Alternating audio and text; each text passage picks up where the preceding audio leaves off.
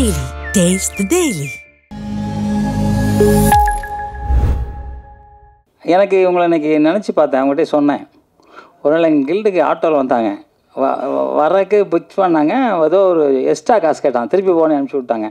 என்ன இல்லை வேறு ஆட்டோ போட்டுக்கிறேன்னாங்க. ஆனால் நியாயத்துக்கு எதாக இருந்தாலும் செலவு பண்ணுவாங்க.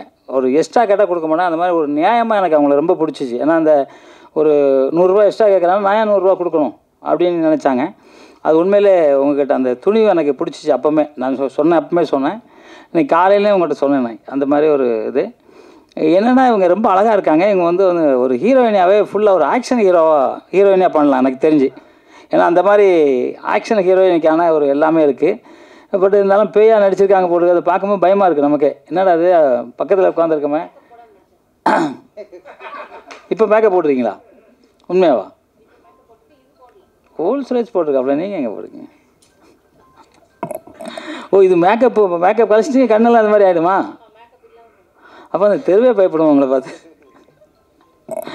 ஓகே, எனவே நல்ல காமெடி பண்ணுறீங்க. நீங்கள் ஒரு பாட்டு ரொம்ப அழகாக பாடினீங்க, நான் பார்த்தேன். உண்மையில் ஆச்சரியமாக இருக்குது. என்னென்னா, நாங்கள்லாம் 52 வருஷமாக இருக்கோம் சினிமாவில். இவ்வளோ கலைகள்லாம் நாங்கள் பண்ணல. சண்டை வேறு பண்ணியிருக்கீங்க. தான் பேர் சார் சொல்லும்போது ஸ்டண்டு வேறு பண்ணியிருக்காங்க. நானும் கேட்டேன், என்னங்க ஸ்டண்டுலேயும் உங்கள் பேர் இருக்குது அப்படின்னு கேட்டேன். சரி, அப்புறம் சொன்னேன், சண்டெல்லாம் கரெக்டாக கற்றுக்குங்க, அடுத்த படத்துக்கு ஸ்டண்ட் மாஸ்டர் எல்லாம் போடுங்க, யாரையாவது ஒரு மாஸ்டர் போடுங்க அப்படின்னேன். இல்லை, சில கலைகள் வந்து இந்த மாதிரி சண்டை, ரோப்பு கட்டணும், ரோப்பு அறுந்துடும், அதுக்கெல்லாம் ஆள் வேணும். ஃபயர் ஸ்டார்ட் பண்ணிங்கன்னா ஃபயர் வந்து எப்படி அணைக்கணும்னு எங்களுக்கு தான் தெரியும் இல்லையா? அது மாதிரி டான்ஸு, நிறையா விஷயங்கள் அதுக்காக தான் நம்ம அதெல்லாம் சேஃபாக பண்ணுறது. ஏன்னா அந்த மாதிரி நீங்கள் பண்ணிக்கிட்டிங்கன்னா இன்னும் வெற்றியை ஈஸியாக தாண்டலாம். அதுக்காக நான் சொல்கிறேன். இப்போ இது வந்து பெருமை. உங்களுக்கு 10 அவார்டு உலக லெவலில் 10 அவார்டு வாங்கியிருக்கீங்க. உண்மையிலே பாராட்டுறோம். நாங்கள் சத்தியமாக நான் பாராட்டுறேன். எல்லாத்துக்கும் மேலே இந்த தைரியம் உங்களுக்கு இருந்துச்சு பாரு. 2 வருஷமாக நீங்கள் போராடினீங்க, எனக்கு தெரியும். ஏன்னா நான் உங்கள்கிட்ட பார்த்துக்கிட்டு இருக்கேன். கேமரா வந்து நீங்கள் வேறு ஆள் போட்டு அது ஒரு கரெக்டாக நீங்கள் சொன்னதை பண்ணலங்கிறக்க அந்த ஒர்க்கே நீங்கள் பண்ணீங்க.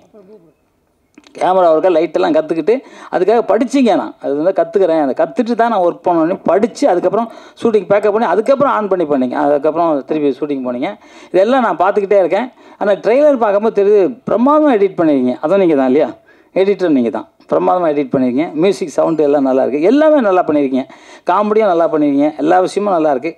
பேய்கொட்டு பேரரசு சார் சொன்ன மாதிரி, ஏன்னா பேரரசு சார் வந்து இன்றைக்கி வந்து ஒரு மிகப்பெரிய ஆளுமை உள்ள ஒரு இயக்குனர், ஒரு பெரிய அரசியல் கட்சியில் ஒரு முக்கியமான பொறுப்பில் இருக்கார்.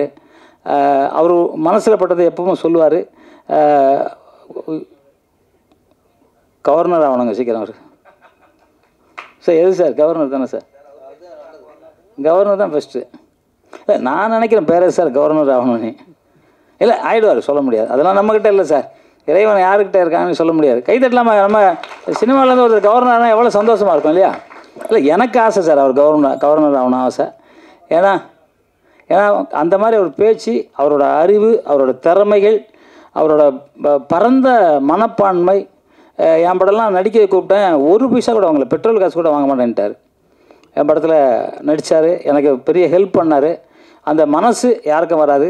நிச்சயமாக உங்கள் மனசுக்கு நீங்கள் இன்னும் மேலே போய்கிட்டே இருப்பீங்க சார். எந்த மாற்று கருத்தும் கிடையாது.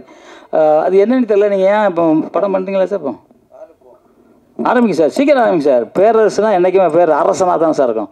ராஜராஜ சோழன் எப்படியோ அந்த மாதிரி பேரரசு, எங்கள் பேரரசு நீ சொல்லும்போது உங்கள் கொடி பறந்துக்கிட்டே இருக்கும். உலகத்திலே கடல் வழியாக போய் போரிட்ட முதல் உலகத்திலே தமிழ் அந்த பேரரசு ராஜராஜ சோழன்.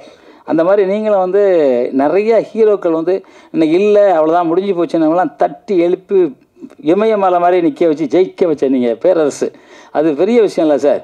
உண்மையிலே வணக்கம்.